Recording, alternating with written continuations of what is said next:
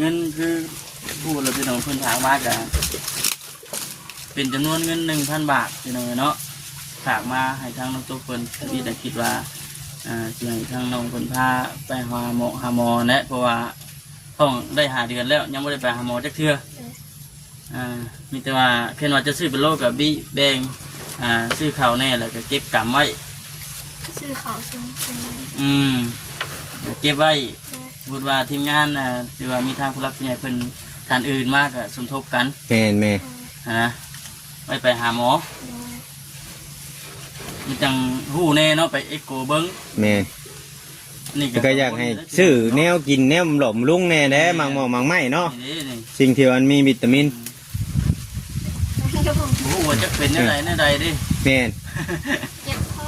มีแต่ว่าเจ้าจะกินยาไปทั่วทีบเด้อไปซื้อมีแต่ว่าไว้ใช้พรของมุกขอบใจทั้งเอื้อยเจี๊ยบเพิ่นคุณและขอบคุณเด้อแม่เจี๊ยบที่ฝากให้ใหม่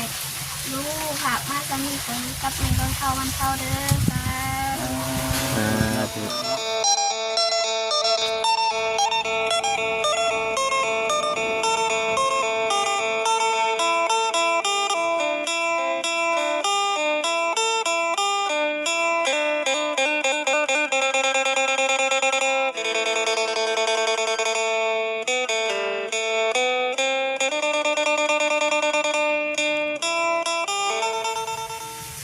ท้องผ้าแจ่มใสพี่น้องเลยเนาะมื่อนี้ก็เราหลุดเราเบิ้งว่าช่วงบ่ายช่วง12 โมงหรือว่าบ่ายโมงนี่มันสิกระนำลงมาอีกบอกเลยว่าจังไรเนาะมื่อนี้ก็คือเก่าพี่น้องเลยแวะเวียนมา อยู่ที่บ้านที่เฮือนของน้องไล่แล้วก็น้องตุ๊กน้องไส้เพื่อนพี่น้องเลยเนาะมื่อนี้ก็ได้เดินทางมามื่อนี้ดูกันพี่น้องเลยเนาะนั่งเปิดกล้องเปิดคลิปกันเด้อพี่น้องเด้อมากับบ่าวเวียงคน2 คนหากระหอดผ่านพี่น้องไงเนาะเบิ้งนี่เด้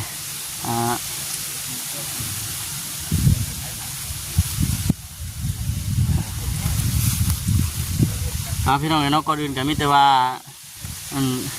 กราบทักทายสบายดีเด้อพี่น้องเด้อเนาะทักทายสบายดีพ่อแม่พี่น้องที่กันบัดสุขุสุขคนพี่น้องเลยพบเจอกันอีกคือเก่ามื่อนี้ก็แวะเวียนมาหาน้องตุ๊กเพิ่นมื่อนี้แล้วก็มีข่าวดีพี่น้องเนาะมีข่าวดีเด้อพี่น้องเด้อมื่อนี้ทำมาคำมานะมีทางเอื้อเจี๊ยบเนาะอยู่ฝั่งไทยคนแรกเป็นก็ได้ฝากหรือว่าได้โอนเงินมาผ่านทางบ่อคำมาให้กับทางน้องตุ๊กไว้ไปหาหมอหรือว่ามันบ่พอก็ถ้าหากว่ามีทางผู้รักผู้ใหญ่หลายๆท่านเพิ่นฝากมากเก็บหอมเอาสมทบกันกับเงินไปหาหมอนะเป็นอะไรคือเงินเอื้อเพิ่นฝากมาผ่านทางบ่อคำเนี่ยจะอยู่ในจำนวน 1,000 บาทเลยพี่น้องเด้อเนาะแต่ว่าบ่อคำเอาเป็นเงินกีบพี่น้องเลยเนาะเอาเป็นเงินกีบพี่น้องเลยแต่ที่อยู่ใน600,000ปลายมันนิดๆกับเติมน้ำมันพี่น้องเลยเนาะเติมน้ำมันใส่น้ำมันมาและพี่น้องเลย600,000แล้วก็สีเอาไปให้กับน้องตุ๊กเพิ่นกับเงินที่ว่าทางทีมงานเพิ่นมาถ่ายคลิปแต่ละเทื่อก็เงินให้อยู่ตอนนี้แต่ว่าตื่มสมทบกันแล้วก็ถ้าหากว่ามีทางรับผู้ใหญ่เพิ่นฝากมาอีกสมทบกันเงินให้ทั้งน้องเพิ่นไปหาหมอแน่พี่น้องเลยเนาะยก4-5 เดือนยังบ่ได้ไปเอ็กโกด้วยไปตรวจเบิ่งนะนี่จะกังวลใจแน่บอกว่าเด็กหน่อยมันสมบูรณ์หรือว่าเป็นอะไรได้ก็ยังบ่ทันรู้ครับนี่แหละพี่น้องเลยเนาะเอาจังไรกะมีแต่ว่าคำคำกะมาฮอดมาถึงแล้วกะจังไรกะขอกราบขอบคุญขอบคุณหลายๆเด้อเนาะที่ว่าฝากเงินฝากคำมาให้ทางบอกคำเป็นสะพานบุญให้แล้วก็จังไรกะขอให้เอื้ออยู่ดีมีแห้งเด้อเนาะเหตุเรียกเหตุการณ์เหตุงานอย่างกะขอให้เจริญรุ่งเรืองก้าวหน้าต่อไปจะเจ็บจะจนขอให้มีแต่ความสุขความเจริญเนาะขอให้มีสุขภาพแข็งแรงร่ำรวยปะจ้ะพี่น้องเนาะว่าลายอย่าห่างย่างไปเลยพี่น้องเนาะเมื่อวานนี่นะฝนตกพี่น้องเลยสมอยสมีแท้ฝนตกไปใช้ เอากระไพว่านี่แกงหน้ำไม้มื้อนี้เฮ็ดหยังอีกแกงหน้ำไม้อีกเลย มีวิตามินนะเนาะ โอ้ย ดีแล้วบ่ค ส รับ วัสดี โอ้ย เราไปเอายังอะนะ เอากระเพาะแล้วอ่ะ เอากระไพบ่เพิ่นขอกินน้ำก่อนมึงยังดังอยู่หันบ่น่ะน้องตุ๊กฮะป๊าด กระเพาะ หากระไพตะพื้ตะพื้บ่นี่ให้คือมีสมอยใช่มื้อนี้ไปทางไหนเบิดน่ะ ก็ไปปลูกอ้อย ไปปลูกอ้อยล่ะฝนบ่ได้ตกเดี๋ยวไปเด้มื้อนี้เด้เอาสบายดีก่อน สบายดี เห็ดอยู่ครัวกินพี่น้องนะเครื่องครัวนี่เห็ดน้ำกันบ่เครื่องครัวนี่ช่วยนี่ เฮ็ดนำกันบ่เดี๋ยวแยกอันนี้เฮือนครัวของน้องไร่ เอาหมดเพื่อมา ให้แกะ โอ้หมูกระทะอันเจ้าตัวนี้เนาะ ด้วยเมื่อคืนนี้มาเห็ดกินน้ำกันเลยเอาหมอกกระดาษมาพด เอ โอ้ หมูกระทะมาทอดปลามือว่านนี่เกิด ปลูกมาพริกแค่ช่องสีงามแท้เนาะ โอ้ ทานนี่ได้ มันก็แน่นอนอยู่แล้วนี่ขี้ฝุ่นนี่ได้มันเป็นฝุ่นที่ว่าเขาเผาถ่านขากรถ บ่มานั่นคือว่าบ่จิตบ่เรื่องเฮือนเรื่องหยัง แม่นละ เป็นเชเทือนให้บ่ จากที่ได้ยินมานี่ก็อยากเฮ็ดอยู่แต่ว่ายังบ่ทันได้มีงบนะมีแต่ว่ารอพังเบิ่ง ทางเบิ่งเนาะ ทางอันนี่แหละนี่เคลียร์เบิ่งบนที่ดินก่อน ที่ดินมันเป็นแบบไรที่ เอ้า ดินจ้ะมันเป็น2ส่วน3ส่วนบ่ รู้ไหมว่าเอาไปหายเจ๊พว เอา ก ไปเจพุ่นเพราะว่า บนทางออกเลยได้เจ๊ทางเด็นางบนทางเห็นบ่เพื่อขังเฮือนนะ จากที่ได้ยินมากับทางมจิตเพิ่นได้คุยกับผู้หลักผู้ใหญ่ผู้ที่ว่าเพิ่นซอยเอากระไพ ครอบครัวน้องแต่เพิ่นแน่หั้นนะ ตะกี้เห็นบ่ ชื่อที่เราเนาะพี่น้องเลยเนาะมื้อนี้ก็บ่ได้มีหยังแล้วน้องตู้เลย บ่หลังๆเด้อน้องตุ้มเด้อ มาเยี่ยมมายามคือเก่านี่แหละ ไม่ใช่บ่ได้มัน คน ได้บ่คำเจ้าเข้าไปนั่งยังไง มา มัน อยู่เนาะ แม่น โอ้ยน้องไทยบ่อยู่นี่ระวังเด้อเล็กจะปูนี่เด้อ เห็นน้องเหยียบเลยเนาะ เด้อนี่เดินเด้อน้องตู้เลย เอาสบายดี FC เทื่อนึงก่อน เอาพี่น้องทักทายสบายดีทีหนึ่งเด้อพี่น้องเด้อเนาะมื้อนี้ก็คือว่าอะไรมื้อนี้พี่น้องเนาะมีทางเอื้อยเจี๊ยบเพิ่นผู้ที่ว่าเพิ่นอยู่ฝั่งไทยพุ่นแหละเพิ่นได้ฝากเงินผ่านมาทางบ่คำไว้มาให้ทางน้องตุ๊กว่าซั่นเก็บไว้ไปหาหมอนะ สิไปซื้อเขา ชื่อข่าวก่อนเนาะ ไปซื้อเขาก่อน ชื่อข่าวก่อนซื้อแล้วก็เอารถไทยเพื่อนมาจ้างรถไทยเพื่อนเกมาให้ ชื่อเขาคงสีนะ บ่แล้วบ้านนั่นแหละ เข้าแบบได้สิไปชื่อ จะชื่อไปเลย ซื้อโลก ที่เป็นโล แนวมันอันนี้ก็ ห่อหน่อยดีพี่น้องเนาะแต่ว่าเงินคือพูดแล้วพี่น้องเพิ่นถามมากอะเป็นจำนวนเงิน 1,000 บาทพี่น้องเนาะฝากมาให้ทางน้องตุ๊กเพิ่นที่ได้คิดว่าสิให้ทางน้องเพิ่นพาไปหาหมอแนะเพราะว่าต้องได้หาเดือนแล้วยังไม่ได้ไปหาหมอจักเทื่อมีแต่ว่าแค่ว่าจะซื้อเป็นโลกับบี้แบงซื้อข้าวแน่แล้วก็เก็บกำไว้ ซื้อเขาซื้อเป็น เก็บไว้บุญว่าทีมงานหรือว่ามีทางผู้รับผู้ใหญ่เพิ่นทานอื่นมากอะสมทบกัน แม่นแม่ นะไว้ไปหาหมอมีจังหู้แน่เนาะไปเอ็กโกเบิ้ง แม่ นี่ ก็อยากให้ซื้อแนวกินแนวหล่มลุงแน่แด้มังหมอมังไม้เนาะ นี่ สิ่งที่มันมีวิตามิน หู้ว่าจะเป็นอะไรดิ แม่น เจ็บท้องเนาะ มีแต่ว่าเจ้าจะกินยาไปทั่วทีบเด้อเจ้าท้องเด้อข้ามไข่ข้ามหยังก็พยายามอันเช็ดน้ำเช็ดหยังเอาเนาะต้องไปทำเพศทำหมอก่อนไหนเจ้าจะเป็นไข่รู้สึกว่าเจ้าของไข่ไปกินยาโดนบ่ได้เด้มันอัน อ ต ย่าบอกว่าบอก มันอันตรายต่อเด็กน้อยในท้อง บ่ให้ซักยาแล้วก็บ่ให้กินยา แม่นเจ้าพยายามอย่าออกเลดตากฝนช่วงนี้เพราะว่า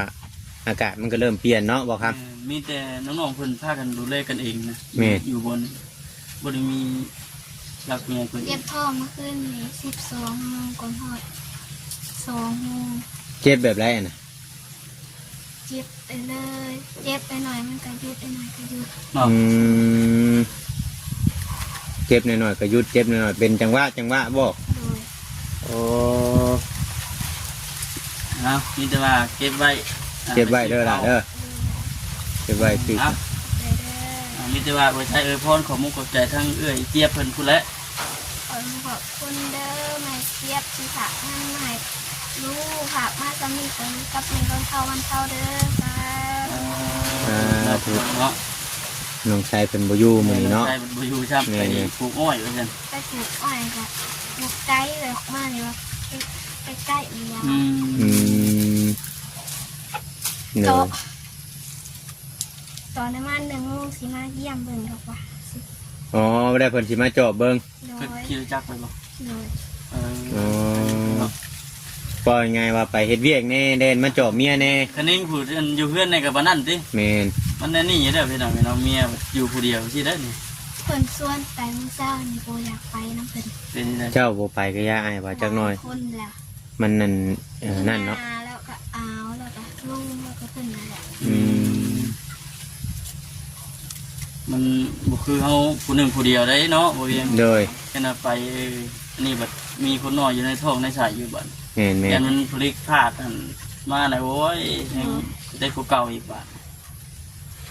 น้ำต้มน้ำก็ยังบ่เดือดจะพุ่นได้จังหน่อยพุ่นได้ โดย มาเลยโว้ยผัวดีใจแล้ววันนี้เนาะได้เงินซื้อข้าวแล้วเว้ย หาเงิน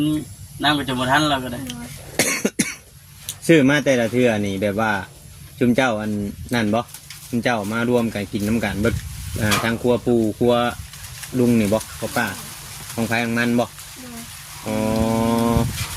แบบว่าชุมเพิ่นไปหาเงินนี่ก็เอามาได้แบ่งกันในชื่อของใครของมันเลย โดย อืม บางเครื่องก็ซื้อเป็นสอบแล้วก็แบ่งกัน อืมเงินนี่ข่าวน้ำกันดีป่ะเงินออกน้ำกัน ออกน้ำกัน3 คนกับ3แบ่งเขา อืม อ๋อแบ่งกัน เขาเจ้าเลยซื้อ ครอบครัวทั้งเบิดนี่ของครอบครัวอันมีป้ามีลุงจะคนอัน มีลูก2 คนอยู่เพื่อน อืม อยู่กันใหญ่พุ่นนะ นี่นะลูกคนหนึ่งอยู่เพื่อนอีกคนหนึ่ง อืม เพื่อนใหญ่ ห่อนนะพี่น้องเลยบ่ จะฮ้อนบ่ครับอืม ห่อนห่อนห่อน ก็มันบ่นั่นเนาะมันบ่โล่งเนาะเดี๋ยว มันเอาได้พี่ เดี๋ยวเฮาจบคลิปนี้แล้วจังให้น้องตุ๊ก แม่ ออกมาทางนอกพี่มีลูกจะคนย่าเจ้าน่ะทางเบิดน่ะ รวมเบิดนะ รวมเบิด น้องทุกข์ยังนับบ่ฮู้อะ นับบ่ฮู้หลายคนบ่เฉพาะจังมันยังก็บ่อยากกุ้มกันแน่เนาะ เนาะ หลายคนได้กำลังวัยกำลังกินบ่ง่าย มีแต่วัยรุ่นดิ ไปรุ่น ผู้ละเทือกะโมท่านกะไปยืม สมมุติว่ามันบ่ทวงบ่ทันนี่แม่นต้องได้ยืมบ่ฮะ ยืม ยืม น้ำ จ้ะ ป่าเลยแหละเพิ่นกะตักไห้ลูก โอ้ บัดเฮาได้เฮามีจังแทนเพิ่นสิบ่ หน่อย เออ แบ่งกันกินอะไรยังครับ เพิ่นเมื่อคืนนี่กะแบ่งมาให้น้อง อืม อืม เฮ็ดหยังกิน เมื่อคืนนี่ ทอดปลาทูบ่ น้องน่ะเอาปลาทู ให้ว่าแพ้อันปลาทูจะช่วงนะ น้องวันกิน เอ้าบัดนี้ว่าว่านี่ว่าจมอยากกินปลาทูนะให้บ่บดซื้อมาให้อยู่ซิ อืมบอกง่ายๆว่าเจ้าแพ้อย่างนี้เจ้ากินน่ะ แค่ปลาทู แพ้ปลาทูกินแต่มันเป็นอะไรมันอย่างห้าบ่ หมื่นขึ้นเลย มือนขึ้นเลย ขึ้นแล้วก็ต้มน้ำอ่างมันก็ลง แพ้ของทะเลบ่ เขาแพ้แต่ปลาทูนั่นแหละ แพ้แต่ปลาทู โดย พวกปลาหมึกกุ้งกิ้งนี่กินได้บ่ โดย เออ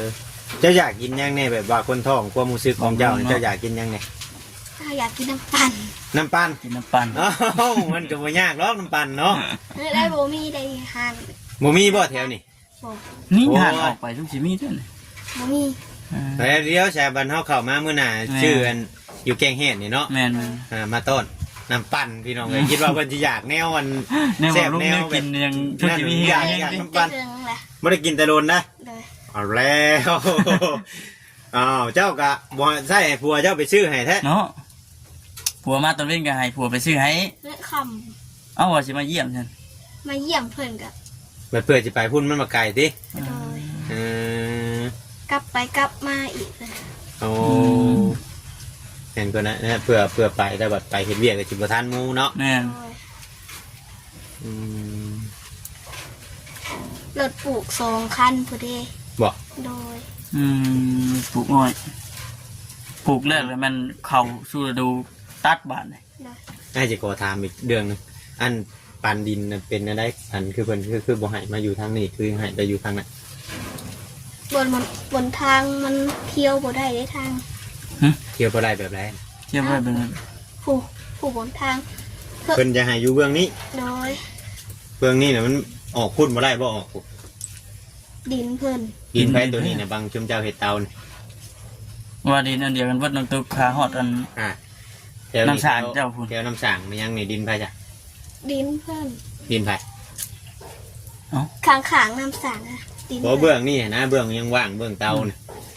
ดินเนาะ ฮะ ดินลูก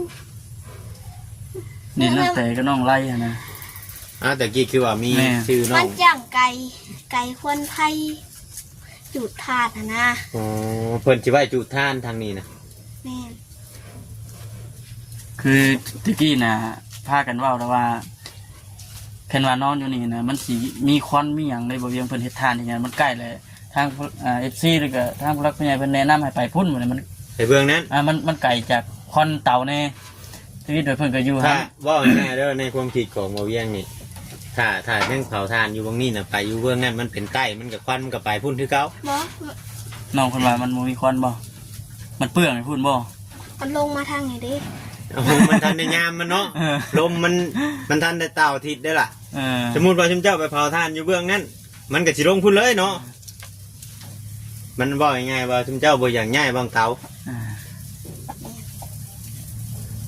มีหลายๆคนแห้งว่ะดี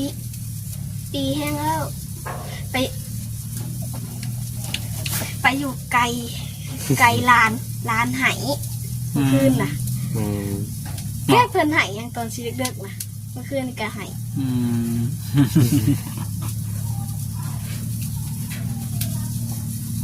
เพิ่นมีลูกจะคนนั่นเพิ่น คนหนึ่ง ลูกคนหนึ่งบอกแสดงว่าเราไล่เอาเมียนี่ได้ลูกรถบ่ไร อ่า เออ ครูแก้มปูปูอย่างนี้ดิ อืม น้ำฮอนลวกเลยค่ะ เอาเมียได้ลูกรถสบายเนาะ แถมอีกดิ มีเทมเพิ่นก็นั่นก็เลยอันอยู่อยากอยู่เนี่ยครอบครัวไผครอบครัวมันพี่น้องเนาะ แม่ ทางเท่าไรเพิ่นก็เอาเมียแล้ว มีครอบมีครัวเลยเด้ มีครอบมีครัว ไปลาเลยกันว่าจะอยู่ต้องการแบบโอ้ยบรรลุทุกตัวนี่แห้ง คือว่าลำบาก ลำบากแล้วหลายปากหลายท้องเนาะบ่ยังนะ แม่นไหม เอ้ารถนี่เพิ่นขึ้นมาได้ โอ้รถปั่นนิ่มเฮงได้ ได้ รถปั่นนี่นะ โมแห้งบันไดรถปั่น มันคาบ่ กระค่าอยู่ เพิ่นขึ้นมาได้ นี่ดิใกล้ๆนี่ดิ อ๋อ กดมาทางออกไปดิ เพื่อนเพิ่นอยู่นี่บ่ แม่นโค้งที่หนึ่ง เลยน้องๆนี่คือว่ามันมีไผเลี้ยงไก่เรื่องหยังบ่เดี๋ยวนี้คือบ่เห็นไก่ เนี่ย ไก่คือลำโตนี่กี้คือลายแท้มาแถวนี้คือไก่เป็น เนาะ เม็ด เหมือนติดผ้า ที่ขาดครับ ก็เลยจับไปขาย ไปขายน้ เลย ำโอ้ ขาหักด้วยไก่ตัวหนึ่งดีนะไก่ตัวมันยัง มื้อนี้สาบุญเพิ่นก็สิมาเด้ เลย จะมีข่าวดีไปจักซั่นดีแล้วคันมีข่าวดีก็สมทบเข้ากันไปเลย เนาะ เงินก็ได้เนาะ เห็นไหม ลายเจ้าก็ได้ไปหาหมอบัด เลย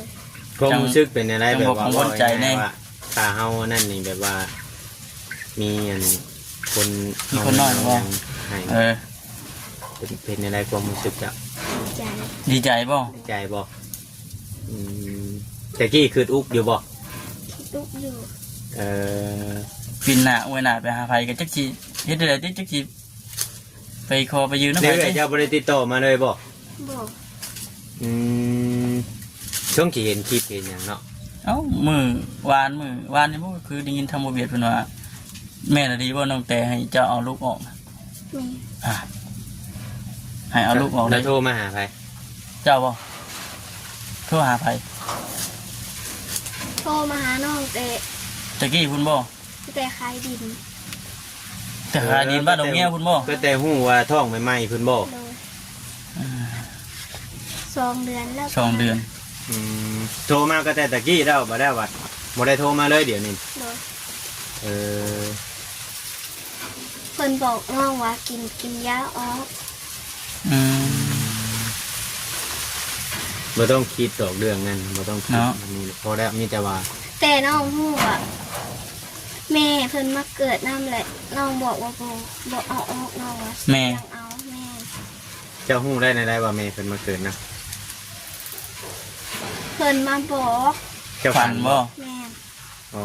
ที่มาเกิดน้ำเพิ่นน่ะ เออ อืม แล้วว่าน้ำเอ้ยพวกกูมันบอกกูบ่อยากเกิดน้ำแล้วว่ะ เอ้า อืมบัดนี้พ่อนี่บ่ได้โทรมาเลยบ่ บอก ต่างเป็นเนาะพี่เนาะปะกันเลย ไปคนละที่คนละแดนเด้ ใครคนหน้าที่คนละแดนเลยสมอยจะมีเลยนะเงียบเงาเลย แม่ว่าน้องก็ไปพ่อน้องนะเนาะ เอ้ย ผู้น้องอิหยังน้องกิ๊กน้องมิกเนาะ ด้วย บอกกับหูข่าวเลย ดือน12 ฮะ เดือน12สิมาแจกแม่ว่ะ คุณบ่าวบ่ แม่ โอ้ ถ้าลูกบักเช่ได้ไหมลูกไปเฮ็ดเวียกบ่น้องแต่นะ เฮ็ดเวียกโรงงานน้ อื ำ ม โรงงานน้ำดื่มกับน้ำก้อน เออ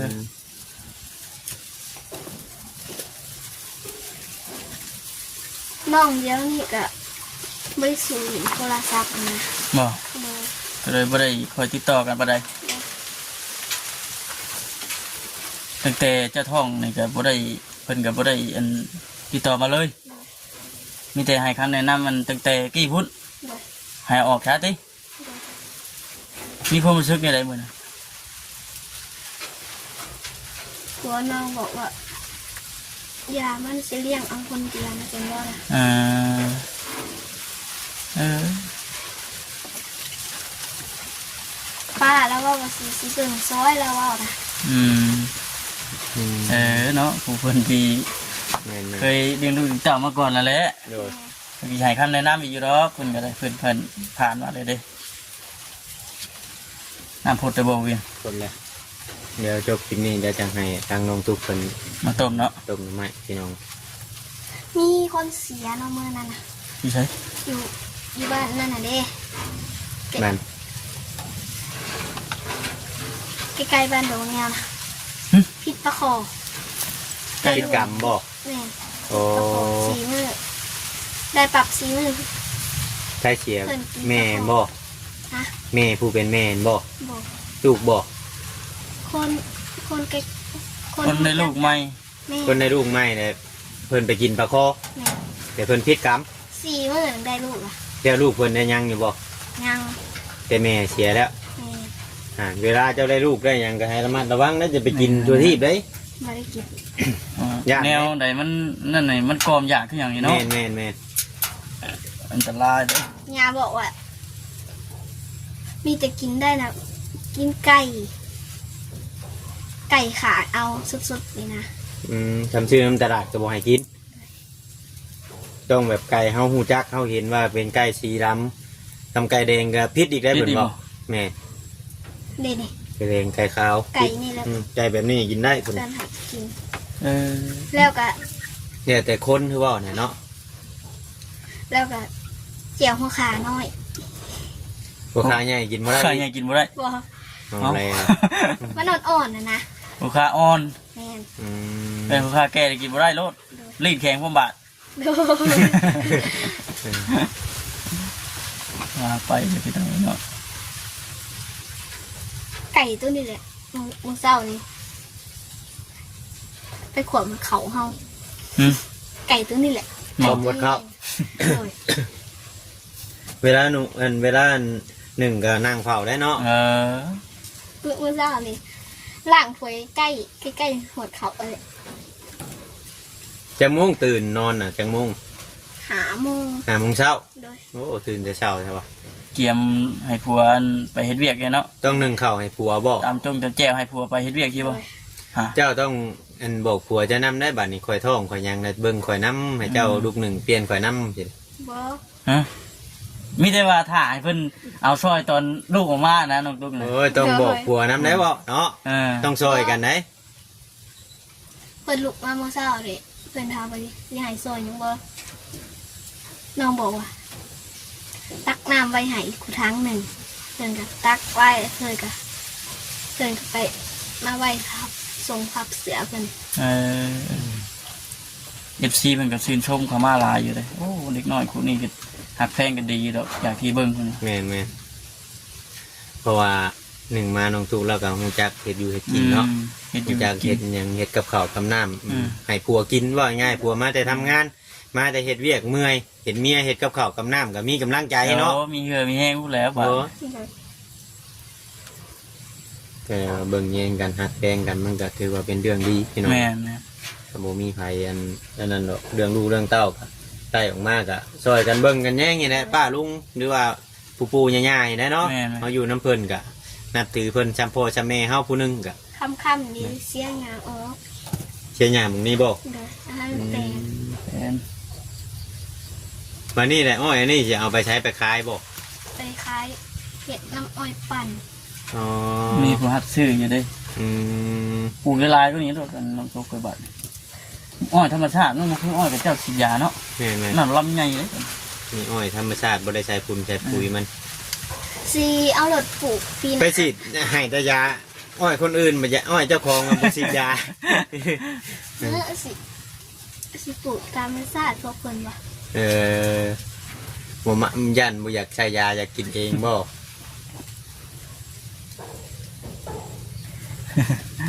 เอาพี่น้องเลยเนาะอ่ะ มีแต่ว่าให้ทางน้อง แม่นมีแต่ว่าเอามา ต้มมัน นี่แหละต้ม สบายดีFCก่อน สบายดี โอ้ย เอาพี่น้องเลยเนาะทำบ่คำกันมีแต่ว่ากันขอบคุญขอบคุณหลายๆเด้อเนาะทางเอื้อยกับเพิ่นที่ว่าฝากเงินมาให้ทางน้องตุ๊กเพิ่น โอ้ยเกือบกัน พอได้ ได้แล้วชนเขาได้เกือบกัน ใส่หรือว่าเก็บกรรมโฮมไว้ไปหาหมอมีก็ใครกลัวเฮาบ่มีจักดีเลยพี่น้องเนาะตอนนี้ก็มีแต่ว่าขอให้อยู่ดีมีแรงเด้อเนาะขอบคุณหลายๆจังไดก็ขอให้มีแต่สุขภาพแข็งแรงร่ำรวยยิ่งขึ้นไปสาธุเนาะไปพี่น้องคลิปนี้ก็สิจบคลิปก่อนสบายดีพี่น้องเอ้ย